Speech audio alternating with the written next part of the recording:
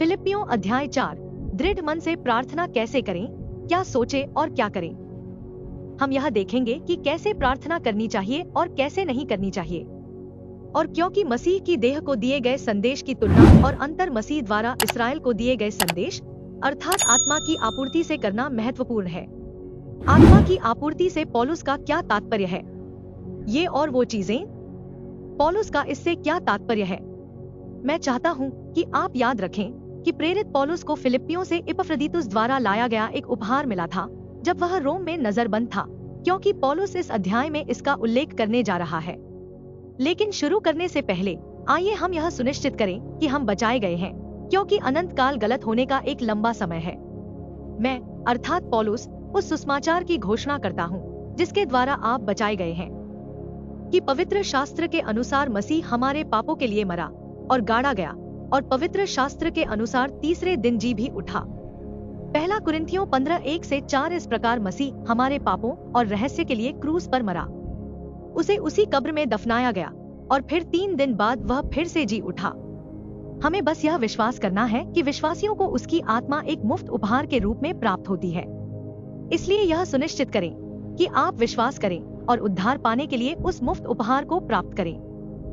यदि आप अभी भी निश्चित नहीं हैं, रोमियो के अध्याय 1 से 5 तक को बार बार पढ़ें जब तक कि आप आश्वस्त न हो जाएं कि आप बचाए गए हैं। तो आइए अध्याय 4 पद 1 से शुरू करें। इसलिए जब भी हम यह शब्द देखते हैं तो हमें यह देखना होगा कि इससे पहले क्या लिखा गया था।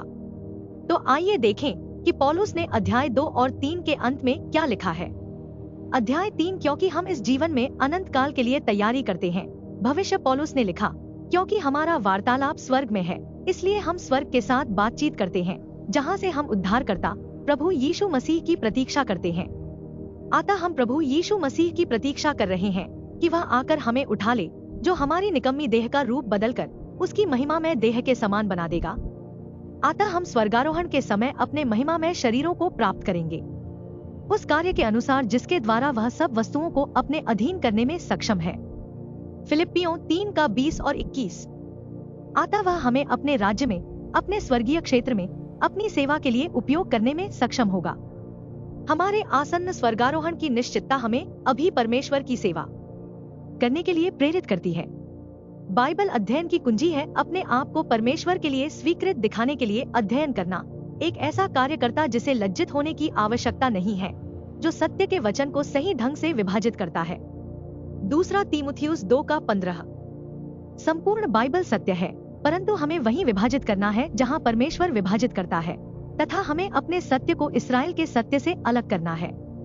जो विश्वासी सही रीति से विभाजन करते हैं वे परमेश्वर को स्वीकृत होते हैं। गलत विभाजनकर्ता मसीह की सांसारिक सेवकाई का अनुसरण करते हैं, लेकिन हमारे लिए स्वर्ग का मार्ग निर्धारित है। इसलिए बाइबल में उत्पत्ति 2, प्रेरितों के काम 9 में भविष्यवाणी दी गई है। यह पुस्तकों का क्रम है, इसकी एक समय रेखा है और राज्य का सुसमाचार प्रचार किया जाता है, और यह सांसारिक विश्वासियों तक अतीत के माध्यम से पहुंचाया जाता है। फिर हमारे पास रहस्य है, जो रोमियो से फिलेमोन तक एक संक्रमण पुस्तक के रूप में कार्य करता है, जहां मसीह के सुसमाचार का प्रचार किया जाता है। और रहस्य यह है कि परमेश्वर स्वर्गीय स्थानों में रहने के लिए अनुग्रह के वितरण के दौरान मसीह के शरीर का निर्माण कर रहा है। अतः अनुग्रह का हमारा रहस्यपूर्ण वितरण क्रूस पर नहीं, दूसरे प्रेरितों के काम में नहीं, बल्कि दूसरे प्रेरितों के काम में आरंभ हुआ। लेकिन प्रेरितों के काम 9 में स्तिफनुस को पत्थरवाह किए जाने के बाद, जब मसीह तरसुस के शाऊल के सामने प्रकट हुआ, जो पौलुस के नाम से जाना जाता था, और अब हम यीशु मसीह के एक बार फिर प्रकट होने की प्रतीक्षा कर रहे हैं, और हम इन 2 दिखावों के बीच रह रहे हैं। परंतु कभी कभी मसीह हमें तीसरे स्वर्ग में अर्थात सेवा के मूल्यांकन के लिए मसीह के न्याय आसन के पास ले जाएगा। यह वह समय है जब यहूदी और अन्य जाति मसीह की देह में सम्मिलित होने के लिए बचाए जा सकते हैं, और हमारी जानकारी रोमियो से फिलेमोन तक है, और इस प्रकार हम मसीह के सुसमाचार का प्रचार कर रहे हैं। फिर हमारे स्वर्गारोहण के बाद 7 वर्षों का क्लेश आएगा, मसीह का दूसरा आगमन होगा और उसका 1000 वर्षों का शासन स्थापित होगा, तथा इब्रानियों का प्रकाशन भविष्यवाणी में वर्णित लोगों को उसके सांसारिक राज्य में रहने में सहायता करेगा, और राज्य का सुसमाचार प्रचार किया जाएगा। सो हमारा विश्वास रोमियो है। फिलेमोन को सही ढंग से विभाजन करना इसराइल और मसीह के शरीर के बीच अंतर को समझना है। प्रभु ने अपने सांसारिक अनुयायियों से कहा कि वह उन्हें अपना छोटा झुंड कहता है। हे छोटे झुंड, पतरस की टोली, मत डरो, क्योंकि तुम्हारे पिता को यह अच्छा लगा है कि तुम्हें राज्य दे। लूका 12:32। इसलिए वे पृथ्वी पर राज्य प्राप्त करने जा रहे हैं। शाब्दिक, भौतिक, दाऊदी, इजरायली सांसारिक राज्य अप्रत्याशित रूप से बाधित हो गया और 2000 वर्षों तक विलंबित हो गया, और इसके बजाय स्वर्ग में रहने के लिए मसीह के शरीर के बाहरी आह्वान में क्रूस का एक विश्वव्यापी प्रचार हो रहा है। इसलिए मेरे प्रिय भाइयों, जो मेरे आनंद और मुकुट के लिए लालायित रहते हो, आइए हम पद 1 से आगे बढ़े। इसलिए है मेरे प्रिय प्रियजन, प्रभु में दृढ़ रहो। इसलिए वे उसके आनंद और मुकुट हैं, क्योंकि वे उसकी सेवकाई के द्वारा बचाए गए थे, और वह उन्हें 2 बार प्रिय कहता है, और वह उनके लिए तरसता है। प्रेरित पौलुस इन समान विचारधारा वाले संतों के साथ रहने से चूक गया और उसने कहा, प्रभु में दृढ़ रहो। अतः जब प्रेरित पौलुस आए या न आए, वह चाहता है कि वे रहस्य में दृढ़ रहें और इसराइल के कार्यक्रम की ओर न झुकें। अतः प्रेरित पौलुस हमारे लिए प्रार्थना करने का आदर्श है, क्योंकि वह प्रेरितों के काम 9 में बचाया गया था, और यही वह समय था जब अनुग्रह का वितरण और मसीह का शरीर प्रारंभ हुआ। पौलुस ने पतरस के समूह को सताया था। उसने तीमुथियुस से कहा, यह बात सच और हर प्रकार से मानने योग्य है। अतः स्वीकार करो कि मसीह यीशु पापियों का उद्धार करने के लिए जगत में आया, जिनमें मैं सबसे बड़ा हूँ। परंतु इसलिए कि मसीह पापियों का उद्धार करने के लिए जगत में आया, मुझ पर दया हुई कि यीशु मसीह मुझ में पहले होकर सब प्रकार के दुखों को उन लोगों के लिए एक आदर्श बना दे जो उस पर अनंत जीवन के लिए विश्वास करेंगे। प्रथम तीमुथियुस 1:15 और 16। अतः पौलुस प्रमुख पापी था। वह मसीह की देह में आने वाला पहला व्यक्ति था। जब यीशु मसीह पूरा धैर्य दिखाते हुए दूसरे समूह को स्वर्ग में रहने के लिए बचा रहे हैं, और वह उन लोगों के लिए हमारा आदर्श है जो अनंत जीवन के लिए उस पर विश्वास करेंगे। अतः इस व्यवस्था में हम जो देखते हैं, जो हमारा नमूना करता है, उस पर विश्वास करते हैं और हम उसका अनुसरण करते हैं। इसलिए उसने फिलिप्पियों को प्रार्थना करने का तरीका बताया, और आइए अध्याय 1 में उस प्रार्थना पर नजर डालें। और मैं यह प्रार्थना करता हूँ कि तुम्हारा प्रेम, ज्ञान और सब प्रकार के विवेक सहित और भी बढ़ता जाए, कि तुम उत्तम से उत्तम बातें प्रिय जानो और मसीह के दिन तक सच्चे और निर्दोष बने रहो। आप जानते हैं, मसीह का दिन धार्मिकता के फलों से भरे जाने के साथ शुरू होता है, जो यीशु मसीह के द्वारा परमेश्वर की महिमा और स्तुति के लिए हैं। अतः धार्मिकता का फल दूसरों का उद्धार और आत्माओं का उत्थान है। पौलुस चाहता है कि वे उस सिद्धांत को उत्कृष्ट माने जो मसीह की स्वर्गीय सेवकाई है, जो उसे दी गई है। सबसे उत्तम क्या है? जो कुछ परमेश्वर कर रहा है, उसका अर्थ है उसकी सेवा करना। अब हमें यह समझने की आवश्यकता है कि क्या श्रेष्ठ है, ताकि हम एक टीम के रूप में परमेश्वर की सेवा कर सकें। पद 2, मैं तुझसे और मैं से और सुन्तुखे से भी विनती करता हूँ। इसलिए वह उनसे, इन 2 स्त्रियों से जिनका वह नाम ले रहा है, विनती कर रहा है कि वे प्रभु में एक मन की रहें। इसलिए दोनों महिलाओं को झगड़ा करना बंद कर देना चाहिए और एक ही मन रखना चाहिए और एकता में एक साथ मसीह की सेवा करनी चाहिए। एक ही संदेश और एक ही दूत का पालन करना चाहिए, जो पौल है। इसलिए पौल ने दोनों विवादों की समस्या को संबोधित करना शुरू किया और कहा कि वे एकता में नहीं हैं। इस पत्र में पहले भी कहा गया है, लेकिन अब वह उनका नाम बताता है। वह चाहता है कि वे विश्वास के लिए मिलकर प्रयास करें। उन्होंने लिखा, केवल तुम्हारा चाल चलन ऐसा हो जैसा मसीह के सुसमाचार के योग्य है, कि चाहे मैं आकर तुम्हें देखूं या अनुपस्थित रहूं, तुम्हारे कामों का समाचार पाऊं, कि तुम एक आत्मा और एक मन होकर स्थिर रहो और सुसमाचार के विश्वास के लिए मिलकर प्रयत्न करते रहो।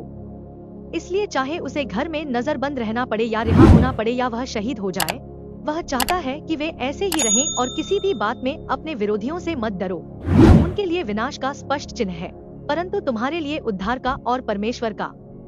इसलिए उन्हें अपने विरोधियों से भयभीत नहीं होना चाहिए। यदि विश्वासी विश्वास में दृढ़ रहें और मसीह और रहस्य की महिमा करें, तो यह खोए हुए और गलत विभाजकों के लिए एक संकेत होगा कि वे गलत हैं। अतः ऐसा नहीं होना चाहिए। उन्हें दुश्मनों की डराने वाली रणनीति से बचाया जाना चाहिए। प्रेरित पौलुस चाहता है कि अधिक से अधिक लोग मेघारोहण से पहले रहस्य को समझ लें, और मैं आपसे प्रार्थना करता हूँ। यह पद 3 है, हे सच्चे सहकर्मी, उन स्त्रियों की भी सहायता करो जिन्होंने सुसमाचार के काम में मेरे साथ परिश्रम किया, और क्लेमेंट के साथ भी, और मेरे अन्य सहकर्मियों के साथ जिनके नाम जीवन की पुस्तक में हैं। इसलिए हर किसी को अपने अंदर यीशु के जीवन की आवश्यकता है। और पौलुस शायद यहाँ उन लोगों की ओर संकेत कर रहा था जो राज्य के संत थे और उसके साथ काम कर रहे थे। प्रेरित पौलुस ने स्त्रियों की मदद को बहुत महत्व दिया। पौलुस ने सच्चे पॉलिन बिशप से उन महिलाओं की देखभाल करने के लिए कहा जो रहस्य को साझा करने के लिए उनके साथ काम करती थी। इसके अलावा उन्होंने क्लेमेंट और बुक ऑफ लाइफ के अन्य साथी मजदूरों की भी मदद की। प्रेरितों के कार्य 15 के बाद पृथ्वी पर राज्य नए धर्मांतरित लोगों के लिए बंद कर दिया गया। इसके बाद कई राज्य संतों जैसे बरनबास, सीलास, मरकुस, लूका, यूनियास, एंड्रोनिकस और अन्य ने पौलुस को महान श्वेत सिंहासन पर मसीह के शरीर में सदस्यों को बचाने में मदद करके परमेश्वर की सहायता करना शुरू कर दिया। निर्णय: वे सभी जो पुत्र के जीवन के बिना हैं, आग में डाल दिए जाते हैं। प्रभु में सदा आनंदित रहो। और मैं फिर कहता हूँ, आनंदित रहो ताकि हम प्रभु में आनंदित हो सकें, क्योंकि उसकी आत्मा हमारे अंदर है और हम स्वर्ग जा रहे हैं और उसने हमें बचाया है। तुम्हारा संयम सब मनुष्यों पर प्रकट हो, परमेश्वर के हाथ में है। प्रभु 2 तरीकों से हमारे निकट है, वह हम में है और हम उसके हैं। परमानंद आसन्न है, किसी भी बात के लिए सावधान मत रहो, परंतु हर एक बात में तुम्हारे निवेदन, प्रार्थना और विनती के द्वारा धन्यवाद के साथ परमेश्वर के सम्मुख उपस्थित किए जाएं। और परमेश्वर की शांति, जो समझ से बिल्कुल परे है, तुम्हारे हृदय और तुम्हारे विचारों को मसीह यीशु में सुरक्षित रखेगी। अतः पौलुस कह रहा है, किसी भी बात की चिंता में मत रहो। इसलिए हमारा संयम और परमेश्वर के साथ शांति दूसरों के लिए बहुत आकर्षक है। परमेश्वर चाहता है कि हम सच्चे, स्थिर, अमिश्रित और रहस्य में अविचल रहें। पौलुस ने कहा, किसी भी बात की चिंता मत करो, लेकिन हम हर चीज से गुजरते हैं। धन्यवाद के साथ प्रार्थना करें। परमेश्वर से सहायता मांगना। जब हम प्रार्थना करते हैं तो परमेश्वर की शांति जो हमारी समझ से परे है, मसीह में हमारे हृदय और मन की रक्षा करती है। एक बार जब हम अपने सिर के दर्द को अपने ऊपर छोड़ देते हैं, तब हमें शांति मिलती है। हम परमेश्वर से प्रार्थना करते हैं, यह जानते हुए कि वह भविष्यवाणी में नहीं बल्कि रहस्य में कार्य कर रहा है। अंततः हे भाइयों, जो भी बातें सच्ची हैं, जो भी बातें आदरणीय हैं, जो भी बातें न्यायपूर्ण हैं, जो भी बातें पवित्र हैं, जो भी बातें मनभावन हैं, जो भी बातें अच्छी रिपोर्ट वाली हैं, यदि कोई सद्गुण है, यदि कोई प्रशंसा है, तो उन्हीं बातों पर ध्यान लगाओ। जो बातें तुमने मुझसे सीखी और ग्रहण की और सुनी और मुझ में देखी, उन्हीं का पालन करो, और शांति का परमेश्वर तुम्हारे साथ रहेगा। तो वह क्या है जिसमें ये 7 परिपूर्णताएं हैं? यह हमारा जीवन शब्द है, हमारा सत्य है। रोमियो ने फिलेमोन को पत्र लिखा। मसीह से लेकर पौलुस तक ये 7 परिपूर्णताएं हैं। पौलुस ने जीवन का वचन देते हुए लिखा कि मैं मसीह के दिन में घमंड करूं कि न तो मैं व्यर्थ दौड़ता रहा और न मेरा परिश्रम व्यर्थ हुआ। फिलिप्पियों 2:16। अतः जीवन का वचन पौलुस का संदेश है। अतः ये बातें जिनके बारे में उन्हें सोचना चाहिए, वे बातें हैं जिन्हें उन्होंने प्राप्त किया था और पौलुस को करते देखा था, और इसलिए वे भी वैसा ही करते हैं। इसलिए वे इन बातों पर विचार करेंगे, अर्थात वे सब बातें जो मसीह ने उन्हें बताई और वे बातें जो तुमने पत्रियों के द्वारा सीखी और प्राप्त की और सुनी और मुझसे प्रत्यक्ष देखी। ऐसा करो और शांति का परमेश्वर तुम्हारे साथ रहेगा। सो ये बातें उन बातों के बराबर हैं जो मसीह के उस वचन के बराबर हैं जो पौलुस के द्वारा हमें पहुंचा और जो रोमियो के लिए और फिलेमोन के लिए और जो हमारी शिक्षा के लिए है। जब हम परमेश्वर द्वारा बताए गए काम करते हैं तो हमें वैसा ही करना चाहिए जैसा हमारा आदर्श था। तब शांति का परमेश्वर हमारे साथ है, क्योंकि आप जानते हैं कि हमारी आज्ञाएं उसके वर्तमान कार्यों से मेल खाती हैं। तो आइए देखें कि कैसे प्रार्थना नहीं करनी चाहिए। ठीक है, यह यहाँ है। क्योंकि ऐसा करने से पहले मेरे पास आपके लिए एक प्रश्न है। पतरस के बजाय स्तिफनुस को क्यों पत्थरवाह किया गया, जबकि दोनों ने पृथ्वी पर एक ही राज्य का प्रचार किया था, पवित्र आत्मा द्वारा संदेश? ऐसा इसलिए था क्योंकि पतरस के पास राज्य की कुंजियां थी। मत्ती 16:19। प्रेरित पतरस ने प्रेरितों के अध्याय 15 में छोटे झुंड को उनके महान कार्य को पूरा करने से तथा राज्य के सुसमाचार का प्रचार करने से मुक्त कर दिया। प्रेरितों के अध्याय 15 में पतरस ने पौलुस की सेवकाई का समर्थन किया। इसलिए प्रभु ने पतरस से कहा, और मैं तुझे स्वर्ग के राज्य की कुंजियां दूंगा, और जो कुछ तू पृथ्वी पर बांधेगा वह स्वर्ग में बंधेगा, और जो कुछ तू पृथ्वी पर खोलेगा वह स्वर्ग में खुलेगा। इसलिए पतरस ने छोटे झुंड को अपने पीछे आने से रोक दिया और उन्हें अपनी सेवकाई करने से रोक दिया। वे रुक गए, उन्हें बाधित किया गया, उन्हें रोक दिया गया। वे रुक गए थे इसलिए परमेश्वर ने यही अधिकार अन्य प्रेरितों को भी दिया। उन्होंने मत्ती 18 में कहा, एक ही समय में शिष्य आए। ये यीशु के प्रेरित हैं जो कह रहे थे, स्वर्ग के राज्य में कौन बड़ा है। इसलिए मत्ती में स्वर्ग का राज्य पृथ्वी पर मसीह के मसीहाई शासन को संदर्भित करता है। और फिर बाद में इस अध्याय में यीशु ने कहा, मैं तुमसे सच कहता हूँ, जो कुछ तुम पृथ्वी पर बांधोगे वह स्वर्ग में बंधेगा, और जो कुछ तुम पृथ्वी पर खोलोगे वह स्वर्ग में खुलेगा। फिर मैं तुमसे कहता हूँ कि यदि तुम में से 2 जन पृथ्वी पर किसी बात के विषय में एक मन हो तो मांगे कि क्या वह मेरे स्वर्गीय पिता की ओर से उनके लिए पूरी होगी। क्योंकि जहाँ 2 या 3 मेरे नाम पर इकट्ठे होते हैं वहाँ मैं उनके बीच में हूँ। इसलिए मसीह ने प्रेरितों को अपनी अनुपस्थिति में कार्य करने की अनुमति दी, और हम में से बहुत से लोग संदर्भ को नहीं पहचान पाए और परमेश्वर किससे बात कर रहा था। इसलिए हमने सोचा कि हमें, आप जानते हैं, उनके नाम पर 2 या 3 लोगों को इकट्ठा करना चाहिए और वह हमारे बीच में होंगे। आप जानते हैं, हमने इस प्रार्थना को अपने ऊपर लागू किया और वह गलत था। तो ऐसा कब हुआ कि वे मुक्त हो गए कि उन्होंने खुद को खो दिया। पतरस और यूहन्ना 12 प्रेरितों में से थे और कुल 2 थे।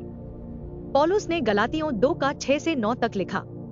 यह तब हुआ जब यह हुआ। लेकिन इनमें से जो कुछ भी हैं, वे जो भी हैं, इससे मुझे कोई फर्क नहीं पड़ता। परमेश्वर ने किसी भी व्यक्ति को स्वीकार नहीं किया, क्योंकि जो लोग सम्मेलन में कुछ हद तक प्रतीत होते हैं, उन्होंने मेरे लिए कुछ भी नहीं जोड़ा। इसलिए 12 के पास कुछ भी नहीं था। आप जानते हैं, 12 के प्रतिनिधियों के पास पौलुस को कहने के लिए कुछ भी नहीं था जो वह पहले से नहीं जानता था, क्योंकि वह इस्राएल के निर्देशों को समझता था। परंतु इसके विपरीत जब उन्होंने देखा कि खतनारहित लोगों का सुसमाचार मुझे सौंपा गया है, अर्थात पौलुस को, तो यह संदेश है खतनारहित लोगों के लिए सुसमाचार, जैसा कि खतना किए हुए लोगों के लिए सुसमाचार पतरस के लिए था। इसलिए उनके संदेश अलग अलग थे, क्योंकि जिसने खतना किए हुए लोगों की प्रेरिताई के लिए पतरस में प्रभावशाली काम किया, उसी ने अन्य जातियों के लिए मुझ में भी प्रभावशाली काम किया। इसी प्रकार मसीह ने पतरस की प्रेरिताई के द्वारा अन्य जातियों के लिए और पतरस की प्रेरिताई के द्वारा अन्य जातियों के लिए काम किया। अलग अलग दर्शक।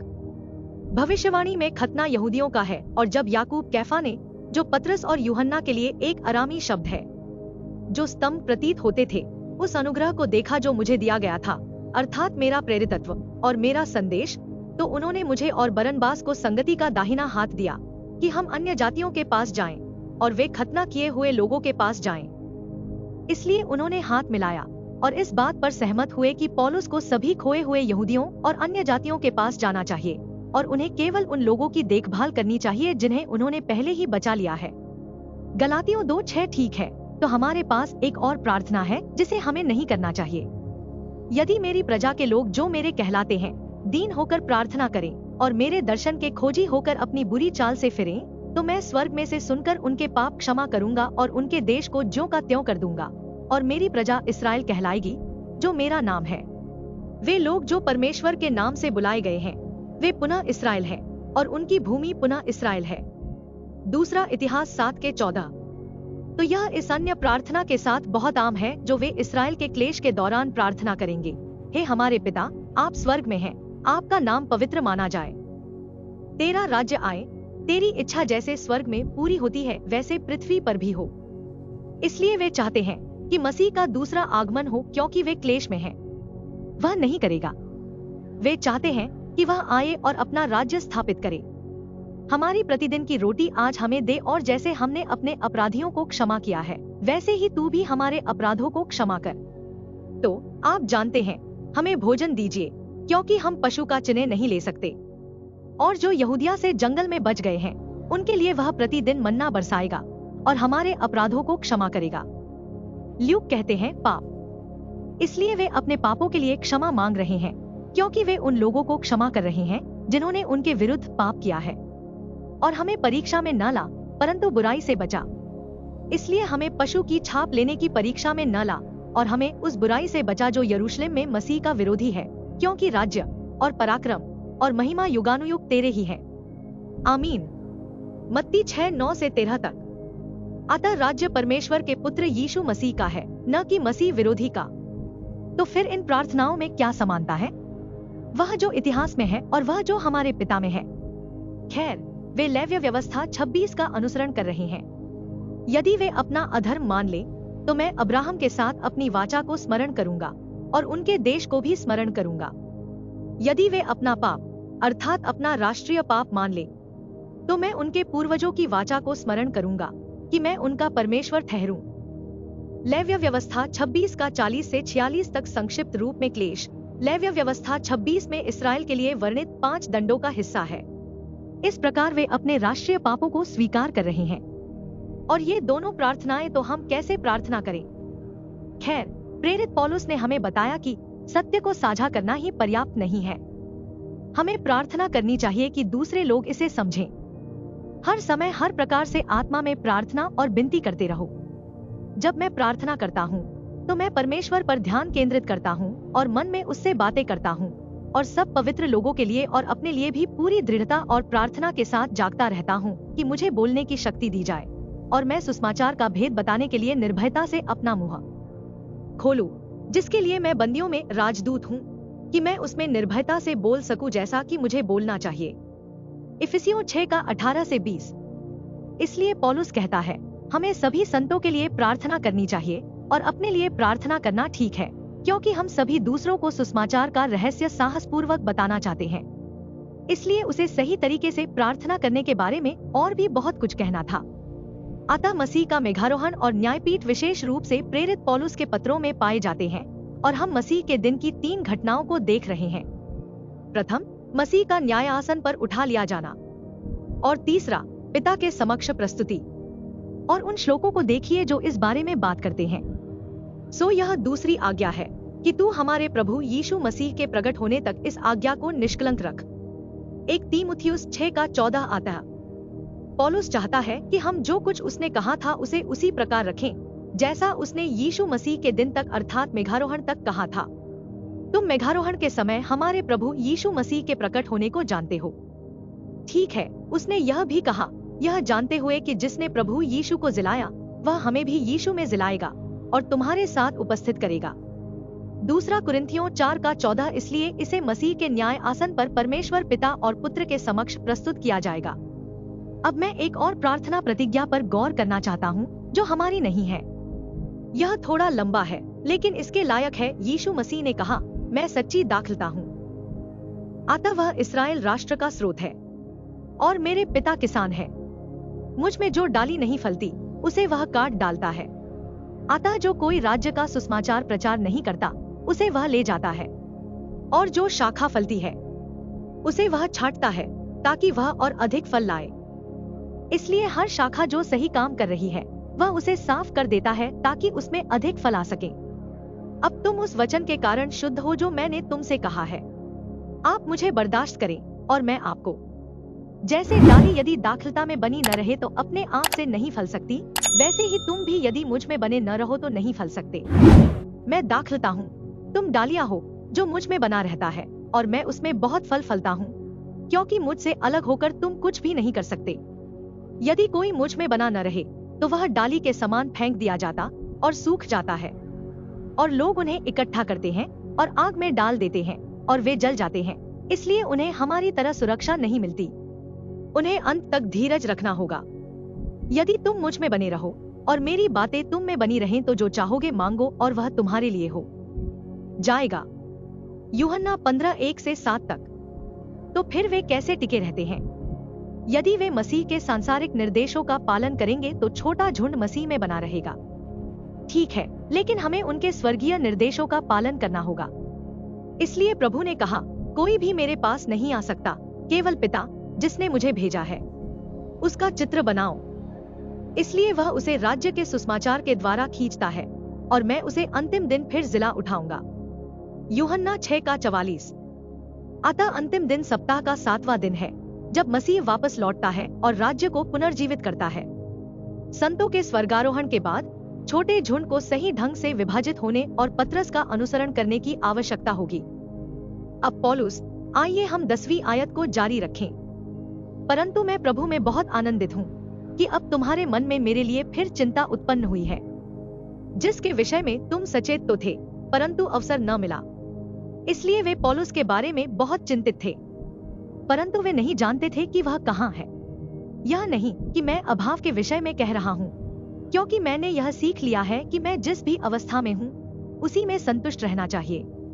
मैं यह भी जानता हूँ कि कैसे अपमानित होना है, और मैं यह भी जानता हूँ कि कैसे हर जगह और हर चीज में समृद्ध होना है। मुझे तृप्त रहने और भूखा रहने, प्रचुर मात्रा में रहने और अभावग्रस्त रहने की शिक्षा दी गई है। मैं मसीह में सब कुछ कर सकता हूँ जो मुझे सामर्थ्य देता है। इसलिए संभावित मृत्युदंड का सामना करते हुए पौलुस ने एक सैनिक से जंजीरों में जकड़े हुए भी खुशी के साथ पत्र लिखे। पौलुस ने परमेश्वर के वचन से सीखा और उसे निर्देश दिया गया कि उसे क्या करना चाहिए। उचित रूप से विभाजित, पौलुस जानता है कि उनके और हमारे लिए यह आवश्यक है कि हम उसकी लिखी बातों का अनुसरण करें। पौलुस फिलिप्पियों के प्रति दयालु है। भले ही उनका सहयोग छिटपुट था, फिर भी वह अच्छे और बुरे समय में अच्छा करने में सक्षम था। उन्होंने कहा, मैं सभी परिस्थितियों में परमेश्वर की सेवा कर सकता हूँ, क्योंकि वह मुझे निरंतर सामर्थ्य देता है। पौलुस रहस्य के प्रकाशन के अनुसार निर्भीकता से मसीह की महिमा करना चाहता है, और हमें भी ऐसा ही करना चाहिए। पौलुस ने इसी बात का भरोसा रखते हुए इस पत्र में पहले लिखा था कि जिसने तुम में अच्छा काम आरंभ किया है वही उसे यीशु मसीह के दिन तक पूरा करेगा। फिलिप्पियों एक छक्का, अतः हमारी सुरक्षा एक बार सुरक्षित रहने पर हमेशा सुरक्षित रहती है। एक बार जब हम उसकी आत्मा को प्राप्त कर लेते हैं तो वह स्वर्गारोहण तक हम में काम करना जारी रखेगा, क्योंकि यह परमेश्वर ही है जो अपनी अच्छी इच्छा के अनुसार तुम्हारे भीतर इच्छा और कार्य करने का कार्य करता है। फिलिप्पियों 2:13 परमेश्वर हम में कार्य कर रहा है। मसीह की शक्ति या सामर्थ्य प्रेरित पौलुस की कमजोरी में सिद्ध हुई थी। वह पद 14 में आगे कहता है, फिर भी तुमने अच्छा किया कि मेरे क्लेशों में मेरी सहायता की। हे फिलिप्पियों, तुम भी जानते हो कि सुसमाचार प्रचार के आरंभ में जब मैं मकिदुनिया से निकला तो लेने देने के विषय में किसी कलीसिया ने मुझसे बातचीत नहीं की, परंतु केवल तुम ही, क्योंकि थिस्सलुनीके में भी तुमने मेरी आवश्यकता पूरी करने के लिए एक बार और फिर 2 बार कुछ भेजा था।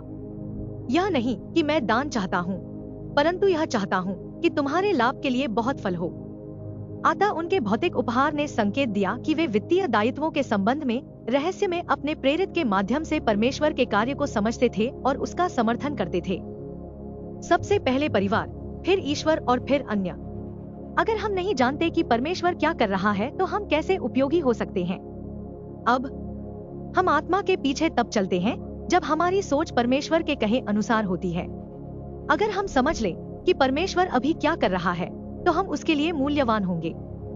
परमेश्वर की इच्छा है कि सभी मनुष्य बचाए जाएं और सत्य का ज्ञान प्राप्त करें।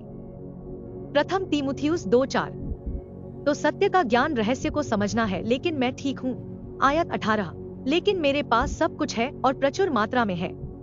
जो वस्तुएं तुम्हारी ओर से इपफ्रदीतुस के द्वारा भेजी गई, उन्हें पाकर मैं तृप्त हो गया हूँ, अर्थात सुखदायक सुगंध और ग्रहण करने योग्य बलिदान जो परमेश्वर को प्रिय है। सो मेरा परमेश्वर भी अपने उस धन के अनुसार जो महिमा सहित मसीह यीशु में है तुम्हारी हर एक घटी को पूरी करेगा। तो फिर परमेश्वर संतों की जरूरत कैसे पूरी करता है? अब हम इस बात पर गौर करेंगे कि हमारे परमेश्वर और पिता की महिमा युगानुयुग होती रहे। आमीन। इसलिए 1:19 में पौलुस ने कहा, क्योंकि मैं जानता हूँ कि तुम्हारी प्रार्थना और यीशु मसीह की आत्मा की सहायता से मेरा उद्धार होगा। अतः यीशु मसीह की आत्मा की आपूर्ति यह थी कि यीशु मसीह ने फिलिप्पियों में कार्य किया ताकि उन्हें प्रेरित किया जा सके, पौलुस को एक भौतिक उपहार भेजा जा सके। परमेश्वर आज शारीरिक रूप से हस्तक्षेप नहीं कर रहा है, परंतु वह आत्मिक रूप से हस्तक्षेप कर रहा है। विश्वासियों में उसकी आत्मा भौतिक आशीषें प्रदान कर सकती है। पौलुस उनके उपहार से संतुष्ट था। पौलुस के प्रति उनके बलिदान से परमेश्वर को बहुत ही सुखद सुगंध मिली। वे सिर्फ अपनी जरूरतों पर ध्यान नहीं दे रहे थे, बल्कि परमेश्वर की सेवकाई को आगे बढ़ा रहे थे। यदि कोई व्यक्ति निराश्रित है या परमेश्वर की इच्छा पूरी कर रहा है तो उसे आर्थिक रूप से आशीर्वाद देना उचित है। उनकी प्रार्थनाएं और धन उसकी मदद करेंगे, क्योंकि वह नीरो के सामने सुसमाचार की रक्षा और पुष्टि करने के लिए तैयार है। इसलिए वह सुसमाचार की रक्षा करने जा रहा है, स्वयं की नहीं। हमें अपनी शारीरिक उपस्थिति, कौशल और धन से परमेश्वर के कार्य का समर्थन करना चाहिए। मसीह की आत्मा हमें सदा विद्यमान रहती है। परमेश्वर हमारी आवश्यकताओं की पूर्ति कैसे करता है? परमेश्वर की कृपा पर्याप्त है। तो हमारे पास दो चीजें हैं, हमारे अंदर उसका आत्मा है और हमारे अंदर उसका वचन है। मसीह विश्वासियों के भीतरी मनुष्यत्व को सताव सहने के लिए बल देगा। इफिसियों 3:16 में पौलुस ने लिखा कि वह अपनी महिमा के धन के अनुसार तुम्हें यह दान देगा कि तुम उसके आत्मा से अपने भीतरी मनुष्यत्व में सामर्थ पाकर बलवंत होते जाओ। इसी कारण से उसका आत्मा हमें है, जो हमें उसके वचन को समझने में सहायता करता है। इसके अलावा हम निरंतर परमेश्वर को धन्यवाद देते हैं, क्योंकि जब तुमने परमेश्वर का वचन ग्रहण किया तो तुमने उसे सुना। जो उसने हमसे सुना उसे तुमने मनुष्यों का वचन समझकर नहीं, परंतु सचमुच परमेश्वर का वचन समझकर ग्रहण किया, और वह तुम में प्रभावशाली है, इसलिए कि तुम विश्वास करते हो कि परमेश्वर का वचन परमेश्वर का कार्य करता है। परमेश्वर केवल अपने वचन के द्वारा ही बोलता है। उसकी आत्मा हमें है। यदि हम प्रतिदिन अपने मन को नया करते रहें तो हम परमेश्वर के निर्देशों पर विश्वास करके जीवन जी सकते हैं। अपने वचन को सही ढंग से विभाजित करके परमेश्वर अपने वचन के माध्यम से हमसे बात करता है और हम प्रार्थना के माध्यम से उससे बात करते हैं। प्रार्थना हमारे कमांडर इन चीफ के साथ वायरलेस संचार है। यहाँ 3 चीजें हैं जिनके लिए हम प्रार्थना कर सकते हैं। दूसरों का उद्धार, उनकी और हमारी अपनी आध्यात्मिक समझ, और 3 प्रभु की इच्छा पूरी करने के लिए हमें सशक्त बनाना, क्योंकि हम उसके वचन पर विश्वास करते हैं और परमेश्वर की सेवा करते हैं। प्रथम तीमुथियुस 2:4, पहला थिस्सलुनीकियों 2:13 जो मैं आपको यहाँ पढ़ रहा हूँ। क्या आप परमेश्वर के कार्य में भाग लेने के लिए तैयार हैं? मुझे आशा है कि आप कर रहे हैं। यहाँ कुछ किताबें दी गई हैं जो आपकी मदद कर सकती हैं। हमारे पास परमेश्वर का रहस्य है, जो बाइबल का एक सिंहावलोकन है। गलातियों, एक टिप्पणी जो रोमियों को सही रूप से विभाजित करती है। रंगीन या काले और सफेद रंग में पूर्व क्लेश मेघारोहण की निश्चितता का अध्ययन मार्गदर्शिका। और फिर हमारे पास प्रथम और द्वितीय थिस्सलुनीकियों का अध्ययन मार्गदर्शिका है। यह मेघारोहण के बारे में है। हमारे पास फिलिपियों, कुलुसियों, फिलेमोन, फिलिपियों को सही ढंग से विभाजित करने वाली टिप्पणी, अध्ययन मार्गदर्शिका और खजाने की खोज है, जो रोमियों की टिप्पणी है, पहला और दूसरा कुरिन्थियों और गलातियों। हमारी पुस्तकें सत्य के ज्ञान में तेजी लाने में मदद करती है। प्रथम तीमुथियुस 2:4। हमारी सभी पुस्तकें अमेज़न पर पेपरबैक या किंडल या कुछ ऑडियो बुक के रूप में उपलब्ध है। हमारी सभी पुस्तकें कई लोगों के पास है, इसलिए हमारी आशा स्वर्ग में रहने की है। और पौलुस ने खतनारहित लोगों के विषय में सुसमाचार का प्रचार किया, इसलिए मेघारोहण से पहले उसका अनुसरण करना उचित है। स्वर्गारोहण के बाद पतरस का अनुसरण करना उचित है, जो पृथ्वी पर राज्य में रहना चाहता है, और वह ऐसा करेगा भी। खतने के विषय में उसका सुसमाचार फिर से प्रचारित किया जाएगा। राज्य का सुसमाचार आता परमेश्वर के पास 2 संदेशवाहक थे, पतरस और पौलुस। 2 सुसमाचार, खतनारहित और खतनारहित, और 2 विधियां, मसीह की देह और इस्राएल, परंतु एक प्रभु और एक क्रूस। हम किसी चीज की सच्चाई को उस पर विश्वास करने वाले लोगों की संख्या से नहीं मापते। हम सत्य को इस बात से मापते हैं कि परमेश्वर का वचन सत्य कहता है या नहीं। हमारी वेबसाइट marianmandy.com है। हमारे YouTube चैनल मोक्ष सही ढंग से विभाजन और उत्साह है। सच कहा जाए तो इसमें हमारे कुछ वीडियो भी हैं। हमारा ईमेल पता है act9grace@gmail.com। हमें रंबल और एक्स, व्हाट्सएप और फेसबुक पर ढूंढें। हमारे पुराने फेसबुक वीडियो के साथ संलग्न हमारे अध्यायों को निःशुल्क देखें। हमारे वीडियो एक पूरे अध्याय को कवर करते हैं और बाइबल शिक्षकों के लिए उपयोगी है। परमेश्वर के रहस्यपूर्ण फेसबुक पेज पर भी पौलुस के पत्रों के प्रथम अध्याय के बारे में ये लघु वीडियो हैं। हम सुसमाचार और रहस्य को साझा करके परमेश्वर की सेवा करते हैं। यहाँ तक कि यह वीडियो भी बाइबल सिखाता है। कृपया लाइक करें, शेयर करें और सब्सक्राइब करें, और देखने के लिए धन्यवाद। और कृपया याद रखें कि पौलुस के पत्र का संक्षिप्त संस्करण इन वीडियो की प्लेलिस्ट में है।